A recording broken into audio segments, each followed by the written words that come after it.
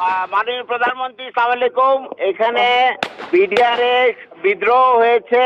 আমি আছি দরবার হলে, আমার অফিসারদের সহ আমাদেরকে ঘেরাও করে গুলি করছে ওরা। আমাদের অস্ত্র নাই, এই জন্য আমরা জবাব দিতে পারছি না। অলরেডি র্যাব মুভ করছে, সেনাবাহিনীও মুভ করবে। আপনি যত দ্রুত পাঠাবেন তত তাড়াতাড়ি পরিস্থিতি আমরা সামাল দিতে পারবো। যাচ্ছে, আমি দেখি হেলিকপ্টার পাঠাচ্ছে।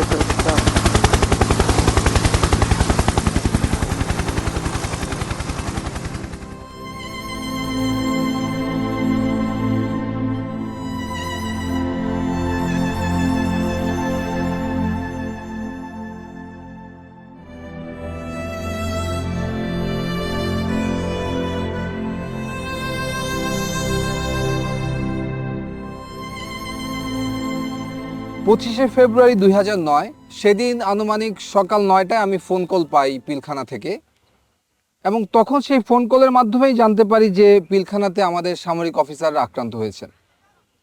আমি সাথে সাথে তৎকালীন মইনু আহমেদের এডিসি ক্যাপ্টেন জুনায়েদকে এটা ফোনে জানাই, এবং উনি আমাকে বলেন যে সেনাপ্রধান অবগত আছেন এবং উনি ব্যবস্থা নিচ্ছেন। এরপরে MIST থেকে আমরা কতিপয় অফিসার সকাল 10:30 বা 11টার সময় আমরা এই আবাহনী মাঠে চলে আসি, এবং এসে দেখতে পাই যে অলরেডি 46 ব্রিগেড এই আবাহনী মাঠে ডিপ্লয়েড অবস্থায় আছে। শুধু আবাহনী মাঠেই না, 46 ব্রিগেডের একটি অংশ এই মেডিনোভার সামনে এই রাস্তায় পিছনের গলিতে ভারী অস্ত্রশস্ত্র নিয়ে সকাল 10:30 থেকে অপারেশন পরিচালনা করার জন্য রেডি ছিল। এর বাইরেও পিলখানার 3 নম্বর এবং 5 নম্বর গেটে র্যাবের একটি সেকশন এবং একটি প্লাটুন অপারেশন রেডিনেস অবস্থায় ছিল। আর আমি ঠিক এখানে যেখানে দাঁড়িয়ে আছি সেখান থেকে মাত্র 300 গজ দূরে ওই যে গাছটি দেখা যায় সেটি হচ্ছে পিলখানার গেট। অর্থাৎ পিলখানা থেকে মাত্র 300 গজ দূরে সকাল 10:30 থেকে সেনাবাহিনী অপারেশনের জন্য সম্পূর্ণ প্রস্তুত ছিল, অপেক্ষা করছিল একটি আদেশের জন্য, মুভ ফরওয়ার্ড। সে আদেশটি আর আসেনি।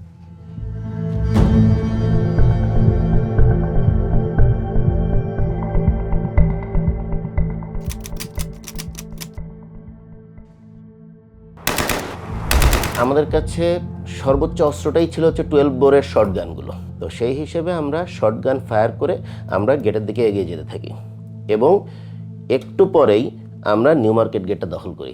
র্যাবের তৎকালীন এডিজি ছিলেন হচ্ছে কর্নেল রেজানুর খান। স্যারকে ফোন দেই যে স্যার, আমরা অলরেডি নিউ মার্কেট গেট দখল করেছি। তৎক্ষণাৎ উনি মারাত্মক মাত্রায় ক্ষিপ্ত হয়ে যান যে তোমাকে কে অর্ডার দিয়েছে ফায়ার ওপেন করার জন্য, বা তোমাকে এই গেট দখল করার জন্য কে অর্ডার দিয়েছে। উনি তৎক্ষণাৎ বলেন ওইখান থেকে ফল ব্যাক করো, এবং তোমরা এক্স্যাক্টলি যে নীলক্ষেতের যে মোড়, যেটা চৌরাস্তার মোড়, এর সামনে কোনোভাবেই যেন আমরা না যাই। এর ভিতরে আমি ফোন পেলাম এডিজি কর্নেল রেজানুর খানের কাছে। উনি আমাদেরকে বললো যে তোমরা ভিতরে প্রবেশ করবে না এবং গুলি আপাতত করবে না, আমরা জানাবো কি করতে হবে।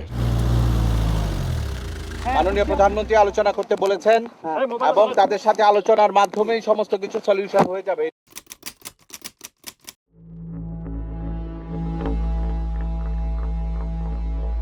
আনুমানিক বেলা 12টার দিকে আমরা দেখতে পাই 3-4 জন লোক সাদা পতাকা হাতে নিয়ে পিলখানার দিকে এগিয়ে যাচ্ছে, এবং তারা যখন পিলখানার দিকে অ্যাপ্রোচ করলেন হঠাৎ করে আচানকভাবে গুলি বন্ধ হয়ে গেল।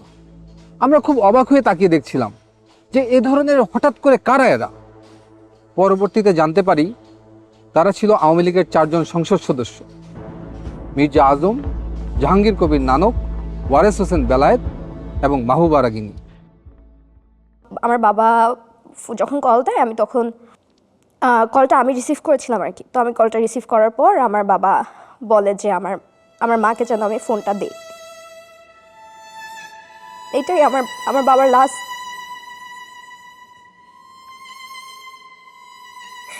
এরপর আর কোনোদিন আমি আমার বাবার ভয়েস শুনি নাই।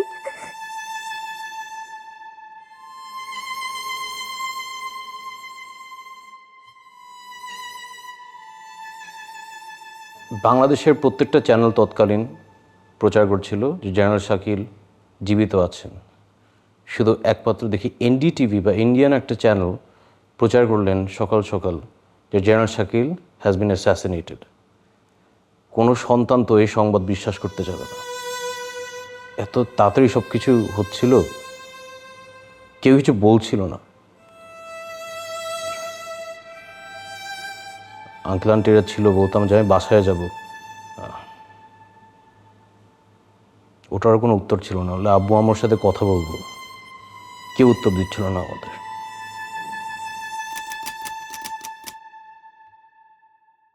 দুইটার মধ্যে দুইটা dead body Hazaribagh sewerage line দিয়ে বেরিয়ে আসে। মানে বেলা 2টার মধ্যে সারা জাতি জানতো যে দুইজনকে কমপক্ষে হত্যা করা হয়েছে। এই আবাহনী মাঠে আমাদের গ্রাউন্ড কমান্ডার ছিলেন ব্রিগেডিয়ার হাকিম স্যার। ব্রিগেডিয়ার হাকিম স্যারকে আমরা বারবার প্রশ্ন করি, কখন আমরা ভিতরে যাব, কখন আমাদের ভাইদেরকে উদ্ধার করব, তাদের পরিবারদেরকে উদ্ধার করব। উনি বলেন সেনাপ্রধান তৎকালীন প্রধানমন্ত্রী শেখ হাসিনার সাথে বিষয়টি আলোচনা করছেন এবং ওনার আদেশ পেলেই আমরা মুভ করব।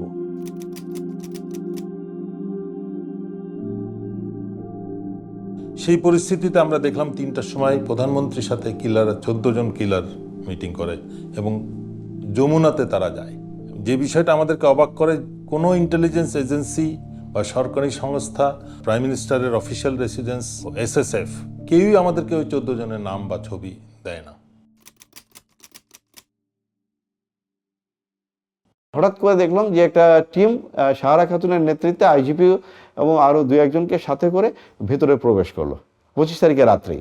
পরে সারা খাতুন যখন আসে আমরা ওনার গলার আওয়াজ পাই এবং আমরা মনে করি যে মেবি ফাইনালি উনি আসাতে হয়তো কোনো একটা মিটিগেশন হবে বা কোনো কিছু হবে। কিন্তু দেখলাম যে 10 মিনিট সারা খাতুন মানে কি বক্তৃতা দিলেন টিভি ক্যামেরার সামনে, দিয়ে উনি চলে গেলেন। আমরা লক্ষ্য করলাম যে উনি যখন বের হয়ে আসছে যে শুধুমাত্র ক্যাপ্টেন মাজারের ওয়াইফকে নিয়েছে। ক্যাপ্টেন মাজারের ওয়াইফ ছিল আইজিপি নূর মোহাম্মদের মেয়ে, যেহেতু আইজিপি নিজেই ছিলেন ভিতরে। বাকি যে কয়টা ফ্যামিলি উনি এনেছিলেন এরা সবাই ছিল ওই বিদ্রোহীদের ফ্যামিলি, যারা এই ডিএডি বিদ্রোহ করেছে অন্যান্য সকলের সাথে, তাদের পরিবারকে উনি বের করে নিয়ে আসলেন। এভাবে কিন্তু আপনার 25 তারিখ শেষ হয়ে গেল, আমরা কিছু করতে পারলাম না। আমরা সব দাঁড়িয়ে দাঁড়িয়ে একটা মানে আমি বলবো আমরা তামাশা দেখছিলাম।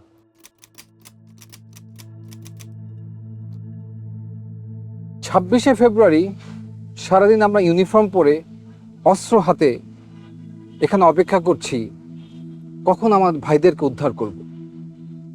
আমরা সারাদিন পিলখানা কর্ডন করেছিলাম, আর সেই কর্ডনের ভিতর, সেই নিরাপত্তা বলয়ের ভিতর খুঁজে খুঁজে আমাদের ভাইদেরকে হত্যা করা হয়েছে।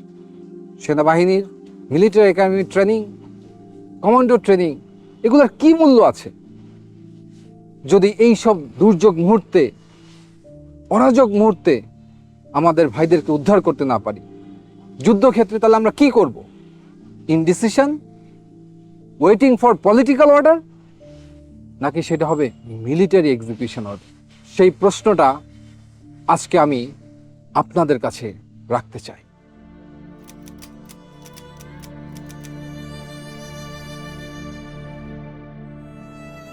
সাতাশ তারিখ আমরা যখন পিলখানায় ঢুকি, সে এক অন্য পিলখানা, চারিদিকে ধ্বংসযজ্ঞ, গুলির ছাপ, রক্তের ছাপ। আমাদের ভাইগুলোর লাশ আমরা গণকবর ম্যানহোল থেকে উদ্ধার করি। লাশগুলো ছিল বিকৃত।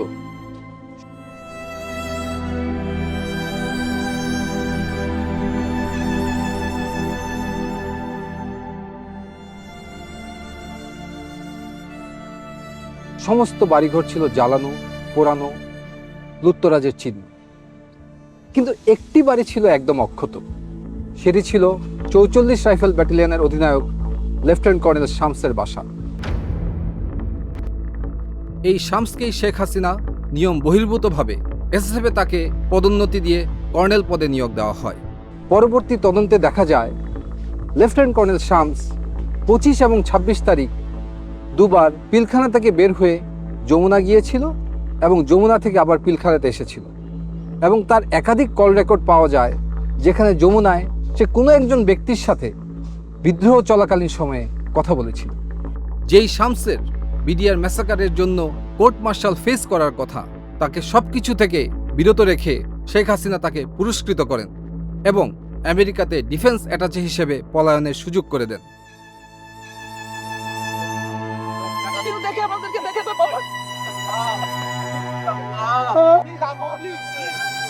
ঠিক আছে, আসো আনো, তুমি ওখানে বসো।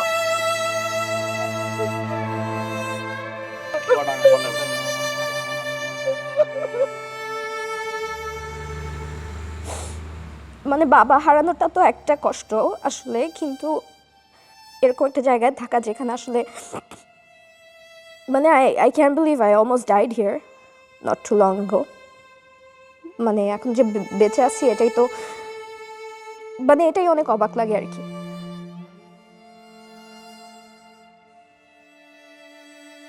আমার বাবার মাথায় গুলি লেগেছিল এবং এই জায়গাটা থ্যাতলানো ছিল এবং খুব সম্ভবত গুলিটা গাল দিয়ে বের হয়ে গেছে।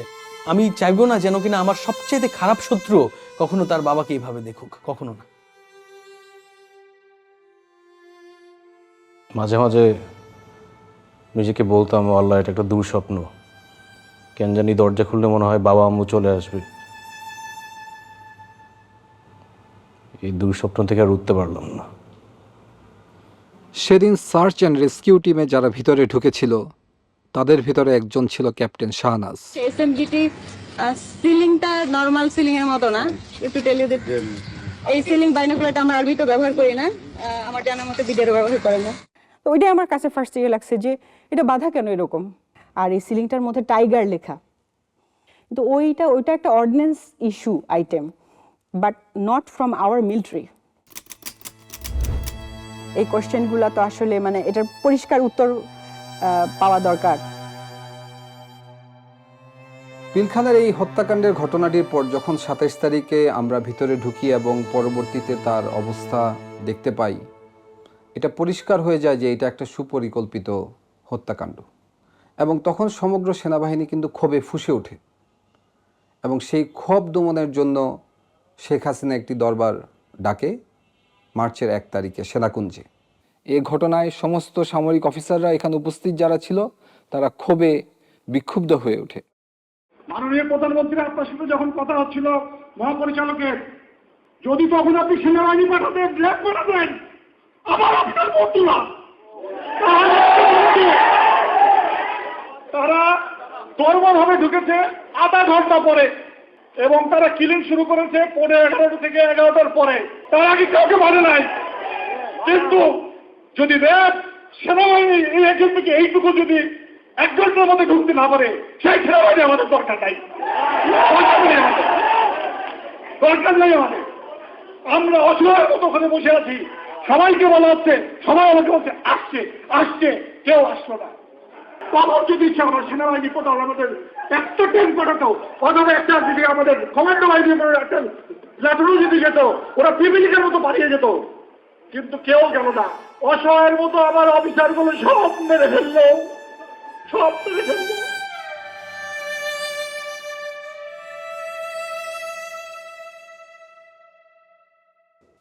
এর 7 দিনের মাথায় আমাকে 30 রাইফেল ব্যাটালিয়ন খাগড়াছড়িতে পোস্টিং দেওয়া হয় এবং সেইখানে তদন্ত কার্য সম্পন্ন করতে বলা হয়। আমি যখন তদন্ত শুরু করি এবং তখন দেখতে পাই যে ভারতের বিএসএফের বর্ডার পোস্ট থেকে বাংলাদেশের সমস্ত বিওপিগুলোতে উস্কানিমূলক মেসেজ দেওয়া হয়েছে এবং সেই মেসেজের সারমর্ম ছিল যে বাংলাদেশের বিডিআর সৈনিকরা যেন বিদ্রোহ করে, তাদেরকে সেনাবাহিনী হত্যা করতে আসছে এবং তারা যেন অস্ত্র ধরে। এবং দুঃখজনক হলো সত্য যে আমাদের বিডিআরের সৈনিকরা সেই ট্র্যাপে পড়েছিল এবং 26 এবং 27 তারিখে ভারতীয় উস্কানিতে তারা সমস্ত বিওপিগুলোতে বিদ্রোহ করে। তদন্ত শুরু হওয়ার সাথে সাথে আমরা বুঝতে পারি যে এটা কোনো বিদ্রোহ না, এটার সাথে রাজনৈতিক সম্পৃক্ততা আছে, এমনকি সরকার প্রধানও এটার সাথে জড়িত হওয়ার অনেক সিমটম আমরা দেখতে পাচ্ছিলাম। আমার এই অনুসন্ধান রিপোর্ট যখন আমি আমার সেক্টর হেডকোয়ার্টার এবং ঊর্ধ্বতন কর্মকর্তাদেরকে প্রেরণ করি, তার 7 দিনের মাথায় আমার পোস্টিং হয়ে যায়। আমাকে ঢাকায় পিলখানা সদর দপ্তরে তদন্ত কার্যক্রমের সমন্বয় কর্মকর্তা হিসেবে নিয়োগ দেওয়া হয় এবং আমাকে ঢাকায় অনতিবিলম্বে চলে আসতে বলা হয়। সে সময় বাংলাদেশের বেশ কয়েকটি সংস্থা তদন্ত করছিল, তার ভিতরে জাতীয় তদন্তকারী সংস্থা হিসেবে একটি সমন্বিত টিম গঠিত ছিল, সেনাবাহিনীর একটি তদন্ত সংস্থা ছিল, এছাড়াও পুলিশ কর্তৃক ডিবির মনিরুল ইসলাম এবং আবুল কাহার আকন্দ, ওনাদের দুজনের নেতৃত্বে একটি তদন্ত কার্যক্রম সংগঠিত হচ্ছিল। এর বাইরেও পিলখানা হেডকোয়ার্টারে রাইফেল সিকিউরিটি ইউনিট যেটাকে বলে, সেখানে পিলখানার আভ্যন্তরীণ একটি তদন্ত কার্যক্রম চলমান ছিল। তার নেতৃত্ব দিচ্ছিলেন তৎকালীন রাইফেল সিকিউরিটি ইউনিটের সিও লেফটেন্যান্ট কর্নেল আজিজ। এবং আমি খুব অবাক হয়ে লক্ষ্য করি যে র্যাব কর্তৃক সবচেয়ে বেশি তথ্য উপাত্ত সংগ্রহ করা হয়েছিল, কিন্তু কোনো এক অজানা কারণে র্যাবকে সেই তদন্ত থেকে সরিয়ে দেওয়া হয়। এই র্যাবের টিম যারা ছিল, টাস্কফোর্স ইন্টেলিজেন্স টিম যেটা ছিল, ওদের তরফ থেকে কিছু তথ্য আসে এবং ওইগুলো নিয়ে আমরা কাজ শুরু করি। তখন মোটামুটি স্পষ্ট হয়ে যায় যে এটা কোনো বিদ্রোহ না, এটা রীতিমতো পরিকল্পিত হত্যাকাণ্ড। এই হত্যাকাণ্ডের ষড়যন্ত্র 2007 সাল থেকে শুরু হয়েছে। এটা শুধু একদিনের ঘটনা নয়। 2007 সালে সর্বপ্রথম ব্যারিস্টার ফজলেনুর তাপসের কাছে বিডিআরের একদল সৈনিক যায় এবং সেখান থেকে এর ষড়যন্ত্র শুরু। পরবর্তীতে বিভিন্ন পর্যায়ে ব্যারিস্টার শেখ ফজলেনুর তাপস, জাহাঙ্গীর কবির নানক, মির্জা আজম, শেখ সেলিম, লেদার লিটন, আওয়ামী লীগ নেতা তোরাব আলী, তারা বিভিন্ন সময় বিডিআর সৈনিকদের সাথে মিটিং করে এবং কিভাবে এটা এক্সিকিউশন করা হবে সেই ব্যাপারে তারা পরিকল্পনা করে। শেখ ফজলেনুর তাপস 2007-08 সালে প্রতি জুম্মার নামাজ উনি বিডিআর মসজিদে পড়তেন এবং নামাজ পরবর্তী সময়ে উনি বিডিআর সৈনিকদের সাথে ঘণ্টাখানেক মিটিং করতেন এবং এ পরিকল্পনার নেতৃত্ব দিতেন সাবেক বিডিআর সদস্য তোরাব আলী এবং তার ছেলে লেদার লিটন। দুজন রাজসাক্ষী ছিলেন বিডিআর মসজিদের পেশ ইমাম, এছাড়াও বিডিআর একজন সৈনিক। পেশ ইমাম সাহেব উনি সুস্পষ্টভাবে ব্যারিস্টার তাপসের কথা উল্লেখ করেছিলেন এবং আরও কিছু রাজনৈতিক ব্যক্তিবর্গের কথা উল্লেখ করেছিলেন যারা বিভিন্ন সময় বিডিআর মসজিদের ভিতরে মিটিং করতে উনি দেখেছেন। কিছু কিছু কথা তিনি ওভারহিয়ারও করেছেন।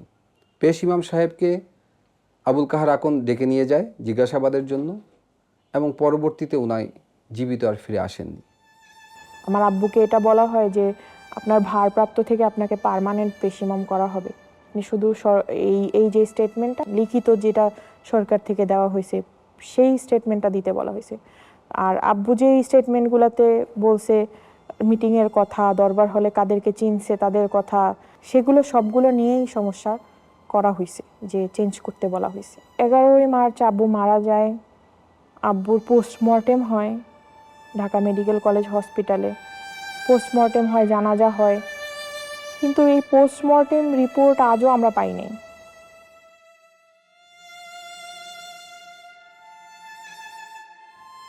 আর বিডিআরের যে সৈনিক রাজসাক্ষী দিয়েছিল তার লাশ পাওয়া যায় গলায় ফাঁস দেওয়া অবস্থায়। ছবিতে এবং ভিডিওতে দেখা যায় যে মৃতদেহর পা মাটিতে লেগে আছে, যা কোনোভাবেই একটি ফাঁসির সাথে সঙ্গতপূর্ণ নয়। সবচেয়ে দুঃখজনক বিষয় হচ্ছে এই সাক্ষীরা সরকারি হেফাজতে ছিলেন। সরকারি হেফাজতে থাকা অবস্থায় এ ধরনের একটি রহস্যময় হত্যাকাণ্ড কিভাবে সংঘটিত হলো সেটিরও কোনো তদন্ত সে সময় করতে দেওয়া হয়নি, যাতে জাতির সামনে আসল সত্য কখনোই উন্মোচিত না হয়। যে 2008 সালের শেষের দিকে বাংলাদেশের সমস্ত ডিএডি এবং 2009 সালের প্রথম দিকে সমস্ত ডিএডি এই ষড়যন্ত্রে সামিল হয়েছিল এবং তারা শেখ ফজলেনুর তাপস, জাহাঙ্গীর কবির নানকের সাথে 22শে ফেব্রুয়ারি দেখা করেন। এর পূর্বে বিডিআরের একটি গ্রুপ আওয়ামী লীগের শেখ সেলিমের বাসায় দেখা করে, যার নেতৃত্ব দেন ডিএডি হাবিব। কীভাবে লাশ সরানো হবে সে ব্যাপারেও তারা বিস্তারিত আলাপ আলোচনা করেছেন। আর এই সমস্ত কিছু রিপোর্টে আমি সংশ্লিষ্ট করে যখন তৎকালীন প্রধানমন্ত্রী শেখ হাসিনার কাছে উপস্থাপন করা হয়, উনি খুব ক্ষুব্ধ হন এবং ফাইলটি উনি ছুঁড়ে ফেলে দেন। জেনারেল মইনুলকে বলেন, হোয়াট ওয়াজ দ্য অর্ডার? এই ঘটনার পর সভাপতি জেনারেল মইনুল খুব ক্ষুব্ধ হন। উনি আমাকে সরাসরি মনিরুল ইসলাম এবং আবুল কাহার আকন্দের রিপোর্টকে ফলো করতে বলেন এবং আমাকে 5 দিন সময় দেন। আমি 5 দিন পরে সেই একই রিপোর্ট তাকে আমি প্রদান করি। উনি আমাকে দিকে তাকিয়ে জিজ্ঞেস করেন, হোয়াই? আমি শুধু উত্তর দিই, স্যার, আমি আমার ভাইয়ের রক্তের সাথে বেইমানি করতে পারবো না। ওই পরিপ্রেক্ষিতে আমি ডিসাইড করি যে না, এই আর অবহেলা গ্রহণযোগ্য হবে না। তখন আমি নোট অফ ডিসেন্ট দেই এবং ডিসএগ্রি করি এবং তাদেরকে কোনো সুযোগ দেই নাই যে আলাদা কোনো পেজ আমি নোট অফ ডিসেন্টে ইনসার্ট করব, সেটা ছিঁড়ে ফেলে দিবে। আমি আমার সিগনেচারের উপরে এক সেন্টেন্সে লিখে দিই যে এই ধরনের রাষ্ট্রীয় গুরুত্বপূর্ণ বিষয়ের তদন্তে অবহেলা গ্রহণযোগ্য নয়। একজন সার্ভিং আর্মি অফিসার হিসেবে সরকারি নির্দেশে পিলখানা তদন্ত কার্যক্রম সমন্বয় করার সময় হঠাৎ একদিন আমি আবিষ্কার করি আমাকে আমারই বাহিনীর লোকজন গুম করেছে তারা আমাকে নিয়ে যায় ডিজিএফআইতে এবং সেখানে আমাকে তাদের কাস্টডিতে এবং আয়নাঘরের বন্দী হিসেবে 361 দিন গুম করে রাখে। সেখানে আমি আরো বুঝতে পারি আমার মতো আরো অনেক সামরিক অফিসার সেই আয়নাঘরের বন্দী। কি অপরাধ ছিল আমাদের! পিলখানার এই নির্মম হত্যাকাণ্ডের পিছনে যে রাজনৈতিক ব্যক্তিবর্গ ছিল তাদের মুখোশ উন্মোচন করাই ছিল আমার অপরাধ। সত্যকে উদ্ঘাটন করাই কি ছিল আমার অপরাধ? জাতির কাছে আমি আজকে এই একটি প্রশ্ন করে যেতে চাই। আমার বিয়ে ঠিক 10 দিনের মাথায় হঠাৎ তার ফোন বন্ধ, আমরা জানি না সে বেঁচে আছে কিনা। তখন আমার নামে একটি মিথ্যা মামলা সাজানো হয়। আমাকে বলা হয় আমি ব্যারিস্টার ফজলুল তাপসের উপর বোমা হামলা ষড়যন্ত্র করেছি। দৈনিক বাংলা ভবনে একটা এসিড কম্প্রেসার ব্লাস্ট হয়ে নিচে একটা গাড়ির গ্লাসের উপরে পড়ে এবং গ্লাসটা ভেঙে যায়। এটাই হচ্ছে মূল ঘটনা ছিল, যেটা তখন সমস্ত টিভির স্ক্রলে প্রথম নিউজ এটাই আসে। পরবর্তীতে একদিন পরে নিউজ টোটাল চেঞ্জ হয়ে যায় যে এখানে একটা বোমা হামলা হয়েছে। তারা আমার সদ্য বিবাহিত স্ত্রীর একটি ভিডিও দেখায়। সেখানে দেখা যায় যে আমার স্ত্রী আমার শাশুড়ি সহ কোন এক জায়গায় যাচ্ছেন এবং তখন এই ভিডিও দেখিয়ে তারা আমাকে একটি সাদা কাগজ দেয়। আমি এর মর্ম বুঝতে পারি। আমি সাদা কাগজে স্বাক্ষর দিয়ে দিই। 9 নভেম্বরে হঠাৎ করে আমাদেরকে বলা হলো যে 5 বছরের জেল। গত বছরই এই মামলার টোটাল ফাইনাল রিপোর্টটা দেয় যে ওইখানে এই ধরনের কোনো ঘটনাই ঘটেনি, অথচ আমাদের জীবন থেকে 5 বছর চলে যায় শুধুমাত্র এই ধরনের একটা কেসে নিয়ে। যারা যারা এই নৃশংসতম হত্যাকাণ্ডের সত্য বের করতে চেয়েছে, এই সত্যের পিছনে যারা কাজ করেছে, প্রত্যেকটা পরিবারকে নানাভাবে অপমান, নির্যাতন, জুলুম, জেল অথবা গুমের শিকার হতে হয়েছে। এই ঘটনাটা মানে আওয়ামী সরকারকে প্রচণ্ড আত্মবিশ্বাসী করে তুলেছিল। কারণ হচ্ছে তারা বুঝতে পেরেছিল যে বড় একটা অঘটন ঘটিয়েও তারা সেটাকে চাপা দিতে পারবে। মানে তাদের আত্মবিশ্বাসটা বেড়ে গিয়েছিল এবং সাধারণ মানুষের মধ্যে একটা ভয় ঢুকে গিয়েছিল। মানে ধীরে ধীরে যেটা হয়েছিল যে রাষ্ট্রের ইনস্টিটিউশন সব ধ্বংস হয়ে গেছে। একদম প্রত্যেকটা ইনস্টিটিউশন যদি কাজ না করে তাহলে কোনো গণতন্ত্র টিকতে পারে না, কোনো রাষ্ট্র দাঁড়াতে পারে না, কোনো পজিটিভ কিছু দেখা যায় না। বিশেষ করে ইলেকশনগুলা, তো ইনস্টিটিউশনগুলা ধীরে ধীরে আওয়ামী গভর্নমেন্ট মানে ইচ্ছাকৃতভাবে ধ্বংস করেছে, যাতে করে কোনো কিছু বাংলাদেশের ভবিষ্যৎ না থাকে। এবং আমার মনে হয় এতে উদ্দেশ্যটা ছিল অন্য রাষ্ট্রকে সাপোর্ট দেয়া, যাতে হচ্ছে সেই রাষ্ট্রটার একটা করদ রাজ্য হয়ে আমরা টিকে থাকি। 36 ঘন্টার সেই রাষ্ট্রীয় বিট্রিয়ালে জন্ম নেওয়া ফ্যাসিস্ট সরকারের অবসান হয় 36শে জুলাই ছাত্র জনতার অভ্যুত্থানের মাধ্যমে। আমরা চাই না বাংলাদেশে আর কোনো দেশবিরোধী শক্তির আগমন ঘটুক। কতটুকু অশ্রু গড়ালে হৃদয় জলে সিক্ত, কত প্রদীপ শিখা জ্বালালে জীবন আলোয় উদ্দীপ্ত, কত ব্যথা বুকে চাপালে তাকে বলি আমি ধৈর্য। নির্মমতা কত দূর হলে জাতি হবে নির্লজ্জ। আমি চিৎকার করে কাঁদিতে চাহিয়া করিতে পারিনি চিৎকার। আমি চিৎকার করে কাঁদিতে চাহিয়া করিতে পারিনি চিৎকার। বুকের ব্যথা বুকে চাপায় নিজেকে দিয়েছি ধিক্কার। কতটুকু অশ্রু গড়ালে হৃদয় জলে সিক্ত, কত প্রদীপ শিখা জ্বালালে জীবন আলোয় উদ্দীপ্ত, কত ব্যথা বুকে চাপালে তাকে বলি আমি ধৈর্য। নির্মমতা কত দূর হলে জাতি হবে নির্লজ্জ।